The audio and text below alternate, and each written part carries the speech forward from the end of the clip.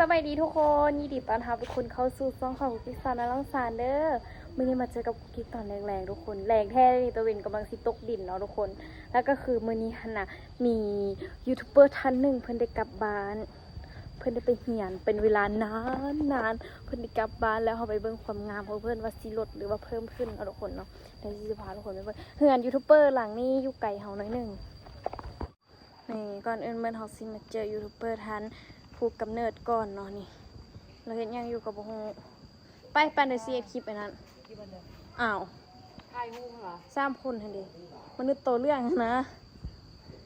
แต่ว่าฮูปมันเนาะอู้มาพาต้ยมาบีบเอ็นอู้กับบีบว่ะส่วงบ่ช่วงบีบมันตุซี่บีบให้ฮะมันตุซี่บีบให้คักขนาดมันบ่หม้อประจำหมู่บ้านอันนี้โอเคอยู่เลยโอ้ถือว่าแห้งเรายังไล่เนาะเรายังบีบได้เนาะตัวบีบอ่ะบีบคือเราอันวะหรือว่าให้เราบีบให้เราบีบให้บ่บางเทื่อแต่ว่าดนเราบ่ได้บีบนะคนเนาะหรือคนจะคือได้เอ้ยคือสิบ่รอดน้ำแรงเนาะเสือมนุษย์โตเขี้ยวถ่ายมนุษย์โตเขี้ยวกับไปอู้ไปท่ากันนะไอ้ตุ๊กกองเราแล้วนี่เฮ็ดอันนี้วะ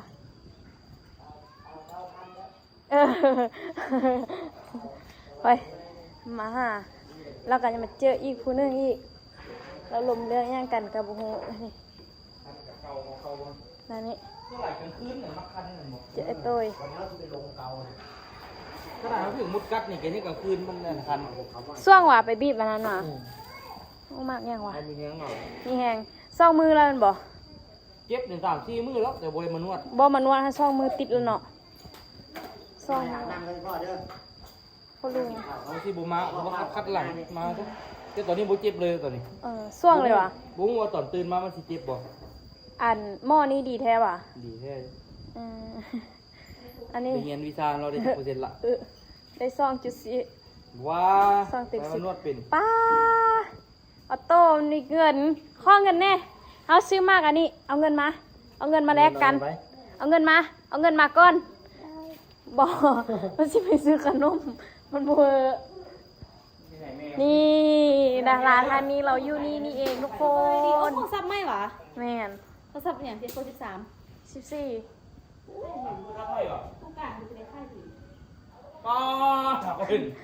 เขาได้โทรศัพท์ไม่เขาก็หาเห็นกันแพ้ตุ๊กข้ากระหมายตัวนี่อยู่แต่โดนก็โดนละเด้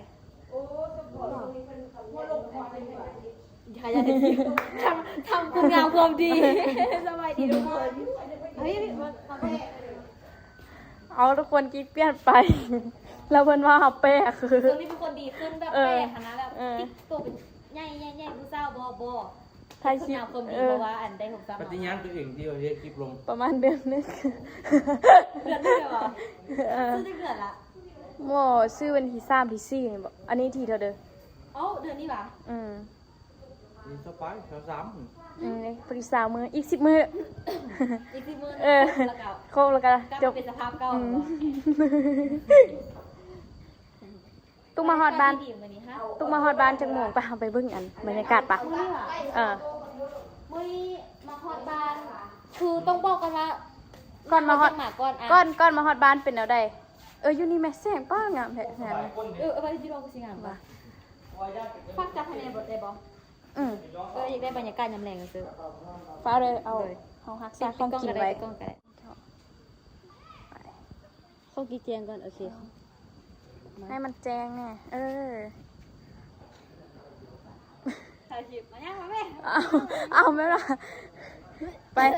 วันนี้เจ้าทิมสิพาอันเลาะชมบรรยากาศออมบ้านอันสิมากูคิดสิทำอย่างเกาะว่ามารถย่างกันบ่มาเป็นแนวเดินเส้นทางเป็นแนวใดคือต้องบอกกันเลยว่าเขาภูมิใจอย่างนึงคือเขานั่งรถนครเชแอร์มากิ๊กเศร้านครเชแอร์ที่บริการในบนรถขนาดที่แบบคอยต้อนรับแขกขนาดโคตรหนาวไม่อย่างเศร้าอันนั้นเศร้าแอร์วะคือแบบเวลาเขาขึ้นเครื่องบินที่แบบเศร้าแอร์บอกที่รักตุกรักท่ายเราอันวะแล้วแบบว่าโคตรงามแล้วงามทุกคนกิ๊กทุกคันรถบัสนะงามทุกคนเลย โอ้ยตุกมานำรถบัสว่ะ เมได้มารถบัสให้เดาว่าค่าตั๋วเท่าใดจากลังสิตจากปทุมมาแต่ก่อน มาหนองคายนะ แต่ก่อนเท่าใด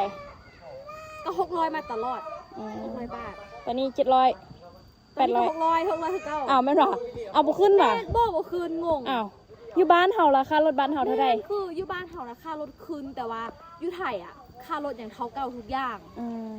ก็เลยงงว่าเฮ้ยดีว่ะแบบมาบ้านเขาตกใจค่ารถบ้านเขาคืน เท่าใด ภายใน1 เดือนคืน100,000 อ่าเป็นเท่าใด200,000ปลายหรือ 250,000 300,000 แล้วก็150,000จากเวียงจันทร์มาล่องซานแต่อยู่ไทยอ่ะตอนแรกคิดว่า ต้อง8 แต่ว่า 900บ่ ค่าเครื่องบินขึ้นได้อยู่ไทยนะ อืม แต่ก้อนนี้เท่าไหร่2,000 กว่าแต่ว่าบ้านไปเลาะเบิกอีกค่ะนะต้องว่า3,000 กับ 4,000 เป็นน้ำอัน เครื่องก็เกือบครึ่งตัวเครื่อง เป็นน้ำมันอันน้ำมันก็ขึ้นแหงเนี่ยเนาะ บุกคือกันย้อนอย่าง อัน และอีกอย่างที่สำคัญก็เลยแบบนั่งรถทัวร์มาฮอดหน้าด้านแล้วก็ลงปั๊มมาเลย อืม ค่าทุกอย่างนี่คือเก้าได้พวกรถโดยสารในไทยนะนั่งวินมอเตอร์ไซค์ก็คือเก้า ระหว่างลงจากทางไทยปุ๊บเข้าทางบ้านเฮาเป็นจังไดดีละบ่ กระเพาะโตอยู่กระเพาะโตเจ็บก้น เอามันดีก่อนงวดแล้วนี่หรือว่าเฮงก่อนงวดแล้วนี่ ดีกว่าหมดแล้วหลาย เขาเจ้าสิเฮ็ดทาง4เลน เพราะว่าข้าเจ้ากำลังขยายทาง แม่น CSC เลนนะ รู้สึกว่าทางสะดวกสบายขึ้น เพราะข้าเจ้ากำลังขยายทาง แล้วก็บ่มีรถแห่แม่นบ่รถแห่น้อยแม่นบ่ รถน้อยเนาะตรงนี้รถน้อย น้ำมัน ฮะ น้ำมัน น้ำมันบ่มี เออ น้ำมันบ่มีก็เลยแบบน้ำมันมันขึ้นแพงเด้ อันมาหันบ่ค่อยเห็นธรรมชาติแม่นบ่เพราะว่าถูกไฟไหม้เบิดแม่นบ่ เมนแบบทางลงมาเมืองเขาไฟไหม้หลายเนาะ อืม และบวกกับบรรยากาศที่เราบ่ค่อยเห็นแบบภูงอะให้เบิ่งเนาะว่าปกติแล้วอะภูบ้านเฮาอะมันจะเห็นอันภูเขาต้นไม้ดีๆบ่แต่ว่าเดี๋ยวนี้มันบ่ค่อยเห็นย้อนว่าอย่างย้อนว่าขวัญจากการที่เขาเจ้าจูดเผาป่าไม้หั่นน่ะ เมื่อนมือสงกรานต์นั้นไปลิ้นนี่แซ่บตาไปเลยบ่เห็นหุ่งเลยก็ คือมันเกิดจากคนที่แบบจูดป่าจูดไฮเตรียมเฮ็ดไฮเฮ็ดนา อืม ปลูกข้าวแล้วก็อีกอย่างหนึงก็เกิดจากไฟไหม้ป่าเองเพราะว่าด้วยความที่อากาศมันร้อนหั่นนะแม่น แล้วมันก็บ่ค่อยเห็นอันเดินเลยเนาะ แม่น แล้วมันก็บ่ สงกราง าม ต์ได้เล่นอยู่บ้านสงกรารเล่นอยู่ไทย ม่วนบ่ ไปเล่น2 ชั่วโมงเป็นไข้2 มื้อ อืม ม่วนกิ๊กกูบอกโลกิ๊กแบบ ตัว เธอได้เห็นลุงตีแบบในโทรศัพท์ทุกอย่างอ่ะได้เห็นแบบไอดอลได้เห็นแบบพวก เอาไอ้ตุกไปลิ้นอยู่ใส่ กับอยู่แถวๆคอนโด อืม ก็ บ่ได้ไป มีแต่คนดังมีแต่พวกไอดอลพวก อันเอียงก็ถนนเขาสร้างหั่นดิ เข้าสร้างกับซี่ลมบ่ได้ไป ว่า เพราะว่าคนมันไล่โพดก็เลยแบบ อ่า ไม่อยากไปรู้สึกว่ามันแออัดเขาเจอทางย่างคือทางย่างต่อแถว มันเลยบ่ม่วน ก็ เนาะ เลยบ่ไป เอาเลขบ่ ไม่เจอใครได้หว่ะ บ่เอาเห่งเหรอมาฮอดลาวแล้ว บ่มักซื้อเมย์บ่เคยซื้อ แต่ฟันอยากได้800 แต่ก็อยากได้แต่ก็บ่เค เอย อ ซื้อ ช่วงหนึงว่างคิดแล้วนี่อยู่รองสารเฮาทึกเล็ก อ่านบ้านละคนเลย บ่ 400แตกเอา ซื้อบ่เท่าไหร่ล่ะอีหยังอีบงว่ะบ่แม่น บ่แม่นไป เริ่มมีเสียงจักจันทอง พายุงเหียนนี่บ่ให้เว้าไอ้ตุกเอ้ย เห็นบ่แจ้งอยู่ว่ามึงนี่ แจ้งเบิดเลย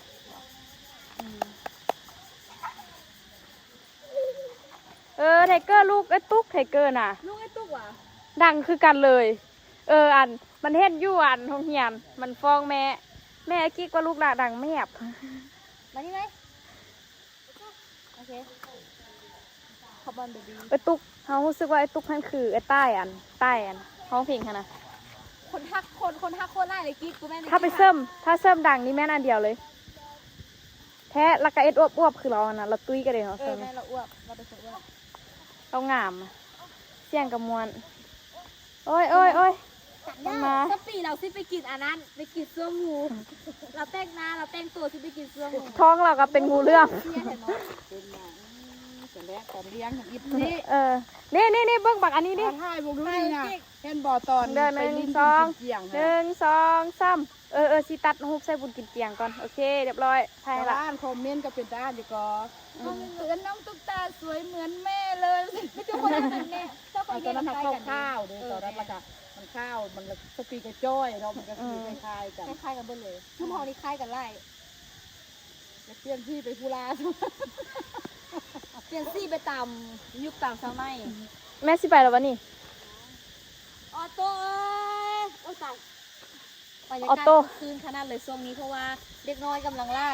ออโต้มันบ่อยาก มื มือ อนี่มีแต่ผู้ชายเนาะ ผู้ชายเปิดหน้าก่อน เป็นผู้ชายที่มาก่อนเลยตลอดทุกคนเลย เบิ่งไอ้อู้บ่มีตัวตนเลยตอนนี้ เอาสามเรานั่งเฝ้าออโต้อยู่ ตุกมานี่ดู ข้ามยัง เฮาใกล้สิจบแล้วสิไปเรียนเอาไว้ตุก แน่ใจ อ่า ทำไปเฮียนก็ดีสังคมมันเปิดกว้าง บ่แน่ใจที่ว่าสิเซ็งได้บ่ ก็ต้องบอกว่าเขาสิเฮียนมาห้าอะไรยัง แต่ว่าถ้าอ่านส่วนแพทย์นี่อู้ยากสมควรเนาะอยู่ลาวก็ยังยากละมันต้องมาตบกล โอ้โหเจ็บโกเลยนะ ก็คิดฮอดไอ้ตุกว่ะเอาไม่ได้บ่ได้ไอ้ตุกกลับไอ้ตุก อุ้ยเปิดเหียนคือแหละเปิดเหียนกับคิด อื รับ มเดือนเด้อ ที่ไทยก็ดีเดือน6คุณอันนี้น่าจะเดือน4 อันนี้ปิดเทอมบ่เหียนซ่องวะนี่โอ้เฮาปิดเทอมบ่คือกันเนาะเฮา ลาวปิดเทอมที่ไทยเปิดเทอมลาวเปิดเทอมไทยปิดเทอม เฮามือเดือน6ไอ้ตุกพอดีเฮาปิดเทอมพอดีไอ้ตุกเปิด ปิดเทอมเดือน6เขาเปิดเทอมเดือน6พอดี พอดีอันไอ้ตุกพอดีอันกุกกี้เข้าเหียนพอดีไอ้ตุกอัน ดาบาน เอ้ย อุ้ย นี่หยัง มานี่ มันบ่เฮ็ดหยังนะ อ๋อมันยอกหมา ย่อกับประกันเฮ็ดอัพ ตกใจเบิดแต่มากที่จะกัดคนเพิ่นกำลังลงกันส่วนไปกิน เสื้องูมันแห้งเป็นตะกินงู คุกกี้เหียนหม้อกันดิเหียนผู้เสื้อพยาบาลอยู่ แม่นเหรออ๋อไอ้ตุกสิเป็นหม้อคือกันบ่นี่ ก็บ่ได้เสิร์ฟว่าเป็นหม้อได้แบบเป็นผู้เสื้อพยาบาลคัดมาจากลองมาจากใครอยู่แล้ว อ๋อตอนนี้ไอ้ตุกเจ้าหมายตุกสิไปเหียนยังนี่ บูฮูตอนนี้เหียนหลายๆทางไว้ ไอ้ตุก เพื่อแบบ ไปเป็นแอร์ มีใบเบอร์ทาง เป็นแอร์ เป็นแอร์ อืม เป็นแอร์บริคิดยังก็คิดอยู่แต่ว่า การที่เราจะไปเป็นแอร์เขาก็ต้องมีประสบการณ์ในการเฮ็ดเวียกก่อน ถ้าตุกหากับเจ้าจะคิดว่าไผสิสู้กันกันล่ะ จักพบปีจับกล้องให้เลย แม่จับกล้องดู พอปีจับกล้องให้นะดู สองอันเด้อ แท้กันว่าเฮาคุกกิ๊กสู้กันบ่จัก ศึกษานะอยู่ในกล่องนี่แล้วก็ งาม คือแม่มันเท่ากับ คือแม่ว่ะ เด้อ ให้สู้กันละ ทุกตายังสูงกว่าซ่องนิ้วมือนี่แหละ นิ้วมือเดียวปะจ๊ะ 2 เซน เออ สู้กันหน่อยนึง ทุกตาแมทเท่าเดิมละหั่น 64 ไปอยู่ในกล่องแล้วว่าคือแม่เอาเท่ากับ เป็นของห่วงพบผมคือเลยเห็นหน้าเห็นตา ไปปะ อีเมลเนาะ เออ ของพวกผมคือเลยเห็นหน้า เห็นมุมตาเห็นอันเดอเห็นเป็นหูบนาเลย มันบอกแม่บอกอ้ายก็ไปว่ะงามอยู่อ่ะเขาว่างามดีว่าจริงงาม ก็งามแล้วเนาะแม่ตัวกระจุ่มแม่กันเนาะ กี่ไรเด็กน้อยมักคิดตัว ไอ้นี่มันกองไว้ ต้องกิ๊กนักเนาะ เออ ไปอีว่าสิไปพ่นหน้าได้โทรศัพท์ใหม่เพิ่นกำลังเฮ็ดคุณงามความดีอยู่ช่วงนี้เก็บแต้มอยู่เก็บแต้ม เอา มือไปเก็บพักโทรศัพท์นะมือแรงไปการหมด ไปหลายยังไปอยู่ปะ ใครวะ อันนั้นเด้อ เอากล้องมา ปิดก่อนอีกตัวกอง ชื่อเอ้ยไอ้ตุกไอ้ตุกเจ้าไปเสริมดังนี่มันอ่านไอ้ใต้หั่นเลยไอ้ใต้ห้องเพลงหั่นน่ะ เพิ่นมี คื เงิ อน แท้ถ้าเราบ่เสริมดังท่านคือกับเจ้าเลย ตอนเราบ่เสริมหั่นน่ะมีแต่คนทักว่าเดียวกันเลยว่านี่ แต่ว่ารู้สึกว่าถ้าเฮาคนเฮาตบแต่งหน่อยนึงแล้วคือสิงามเนาะเราก็ตบแต่งหน่อยนึงเนาะดังเลยเนาะ คิดว่ามีเงินกับแบบที่ไปเสริมขึ้นแค่แบบจังน้อยเนี่ย ให้มันสวดทางน้ำมันสวด แต่ดีว่าดังเขากับบริน่าเกลียดบางนั้นนะ ดังไอ้ตุกบ่ได้ตัดแหงมันก็มีโครงแต่ว่ามันสวดออกมานี่ เขามี คือสิง เขามีดังมองนี่เด้มันก็เลยว่าคือบ่แม่แพง มันก็บ่ได้ถึงกับแมบแต่มันก็แมบคือเก่า ก็พี่ไว้ถึงคนกับแม่แต่กับแม่คือเก้ามันเป็นคำย่องที่แบบเสริงลบประมาณนั้น แล้วสิเอาเครื่องไปนอนนํทุกคนแล้วบ่มาเฮือนล่ะ อันนั้น มีแต่ขี้เมียงสิติดล้างลายซีลู ล้างไล่สี่คู่แบบ ไอ้ตุกมื้อแรงส่วนไอ้ตานไปการปะ การเครียดเหรอ ทุกกล้องนี่ไอ้ตานเลยมันก็ไล่ แมลงเหรอ ทันบ่ กินข้าวก็ยังไป 8 โมงซะ ป้าเด็กกว่า8 โมงอ่ะ ว่ายังไม่ได้กินข้าววันนี้กำลังกินข้าว เบิ่งก่อนถ้าบ่ทันกับมื้ออื่นเนาะ โอ้มื้อก็ได้น่ะ มื้อนี้ มื้อ เฮา ก็จะส่วนไปเก็บผัก ทำมีคลิปลงแล้วมึง มื้อก็ส่วนไปเก็บผักมื้อไปเก็บผัก เก็บผักอันหยัง ผักอันบนหน้ามัน อ๋อ เห็นเหรอ ไปมือมุ่นหมดได้เก็บผัก เอ บ่ อ มา เมื่อกี้เกิดเห็นเนาะ เอาตู้สิไปเก็บจังโมง บุกถ้าทำสวนถ้าบุกก็ได้บ่ยากดอกอยู่ด่วนอยู่ ตอนแรงก็ได้ บ่ได้อยู่แต่มือนี้จ้า มื้อเดียวไปหาน้ออื่นอีกติมื้อฮือ กูไปห้ามาแล้วกูก็บ่ได้จังเลยกู ไปย่าน้ำกดก่อนคนอื่นวันอื่น ก็มืออื่นนี่มือเดียวไปย่าดำกดมืออื่นนี่ มื้อไปย่าน้ำกดก่อนมื้อฮือกระจกยางก่อน แม่ย่าดำกดจกยาง อืม ไง สู้ๆนะคะ ขอบคุณค่ะ อัน ต้องเมนูคุณ แม่ว่าอันมาบ้านมาพักผ่อนเด้อลูกเด้อติ น้องขอพรทีเดียวตื้อเพื่อนนิดนึงก็ให้แล้ว เน่ไอ้อู้นี่เราบ่ได้มีลูกแต่เรามีหมู่อีกคนนึงไอ้อู้คือน้องนี่แหละไอ้อู้ กินข้าว ฮะกินข้าวกับตับไก่ กินเดี๋ยวขึ้นนะแกก็หาเขาไปลูกไป ใช่วะมาเอาไอ้ลูกนี่นะ อุ้มได้ป่ะนี่อุ้มได้ป่ะไปแรงก็ไปแล้ว ไป ขึ้นเรื่อยๆนะคะให้เขามากินให้เขาไม่แน่กินให้เขาไม่แน่ อีอ้อเป๊ะอีอ้อเป๊ะโต๊ะโต๊ะโต๊ะ เก่งนะเก่งนี่เก่งเด้เก่งมาบ่เห็นบ่ ไปเฮ็ดนาคลิปบอกว่าพี่ตุกกลับบ้านครั้งนี้เอาลูกมาด้วยสิเนาะไอ้ตุ๊กเนาะคือสิดังระเบิดก่อนอื่นเมื่อ FC บ่เข้าเบิ่งก่อนเมนก่อน กิ๊กมอดกันดู ไปกินข้าวฮะ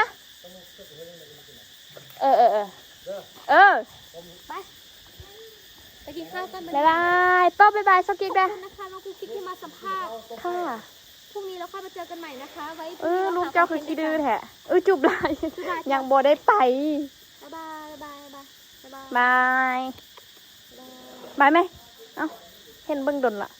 บ่ให้ดอกไปเอาอยู่โต๊ะพุ่นไปบ๊ายบายเบิ่งหน้ามันไหมตู้เขาเอ็ดหัวคอคลิปอันนั้นคนเบิ่งถนัดเลยเนาะบ๊ายบายได้มีหัวคอคลิปแล้วทุกคนบ๊ายบายไปกินไปเฮ็ดของกินให้แม่ตู้ก่อนแม่ตู้ก็คือสิยากเขาแห้งละอยากเอาไปทำกับข้าวให้แม่ตู้กินก่อนแม่ออกไปเมื่อกี้เนี่ยเราจะมาแต่งกินให้แม่ตู้กินกันเดี๋ยวขออนุญาตแบบนึงเดี๋ยวคลิปมันสิบ่เลียวถ้าเราบ่เฮ็ดจังซี่หาสิว่าทุกคนไปเฮ็ดกับเขาวกินแดงกันนะคะทุกคนเนื่องจากว่าพ่อกับแม่เฮาไปกินข้าวนอกบ้านเด้อแล้วไปกินข้าวกับตัวงูเห่า อยู่เพื่อนหมู่แล้วเฮาก็สิมาต้มข้าวเปียกกินกับแม่ตู่2 คนเพราะว่าวันนี้เราเอาหนองไปนะอันนี้ก็คือข้าวเปียกที่เฮาซื้อมาจากตลาดเนาะแม่เฮาได้ต้มน้ำซุปของต้มข้าวเปียกให้เฮาล่ะแล้วก็บอกให้เฮาต้มข้าวเปียกให้แม่ตู่กินเนาะแล้วก็สิมาเฮ็ดตามเราบอกเฮาแต่ว่าก่อนอื่นมื้อหั่นน่ะเฮาก็สิอันนั้นเฮาก็สิเอาสีนมาซอยก่อนเพราะว่าเราต้มสีนมาหันโดนแล้วเนาะ นี่คือเสียงสำเนียงพ่อของกิ๊กเนาะผมว่าไม่เสียงสำเนียงของกิ๊กตลอดไปเลยทุกคนก็คือ อันนี้ก็คือเสียงพ่อของกิ๊กว่าคือพอกิ๊กสิเป็นไทยๆเลยเดี๋ยวมาตัวนี้ก็คือเป็นเวลาประมาณ6 โมง 7 โมงเนาะทุกคนเนาะก็สิมาตรงข้าวเปียกกินข้าวเพราะว่ามันตูเราบ่กินข้าวสวยเนาะเราอยากเราหิวข้าวแล้วก็สิไปต้มข้าวเปียกให้เรากินเด้อแล้วก็คือตอนนี้เนาะไปตู้เราก็กินข้าวอยู่เฮือนเราเนาะเฮ้ยอาย ไอ้ตู้เรากินข้าวอยู่เฮือนเราแล้วเขาก็สิมาแต่งกินให้แม่ตู้กินเนาะทุกคนเนาะก็คือแม่ตู้สิกินข้าวคำอย่างนั้นมาเบิ่งว่าซั่นแม่ตู้สิกินข้าวกับต้มข้าวเปียกเนาะทุกคนแล้วแม่กิ๊กหั่นน่ะออกไปนอกแล้วเรียบร้อยเดี๋ยวมื้อหน้าหั่นน่ะกิ๊กสิเฮ็ดคอนเทนต์กับไอ้ตุ๊กได้เพราะว่าไอ้ตุ๊กหั่นยังบ่ได้เมื่อง่ายนะทุกคนเนาะบ่ฮู้ว่ามื้อใดไอ้ตุ๊กจึงสิเมื่อเนาะกลับมาท่าเบิ่งนํกันกลับมาเบิ่งท่าเบิ่งอนาคตกิ๊กได้ทุกคนว่าจะอยู่ร้องสารหรืออยู่นครหลวงหรือว่าไปอยู่ประเทศไทยเนาะทุกคนเนาะใจแท้ก็อยากไปเรียนต่ออยู่ไทยแต่ว่าถ้าเป็นไปได้หั่นน่ะก็อยากอยู่ไทยแต่ว่าถ้าเป็นไปบ่ได้ก็ต้องได้เรียนอยู่ลาวเพราะว่าจึงเที่ยวไปเที่ยวมาง่ายนะทุกคนเนาะก็คือจะเป็นประมาณนี้เลยทุกคนแต่ว่าถ้าไปอยู่ไทยเขาก็สิมีบอนอยู่เขาไปอยู่กับน้องตุ๊กตาแล้วก็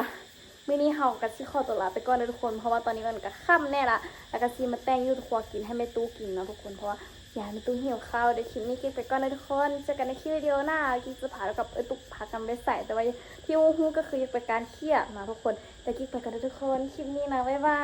ย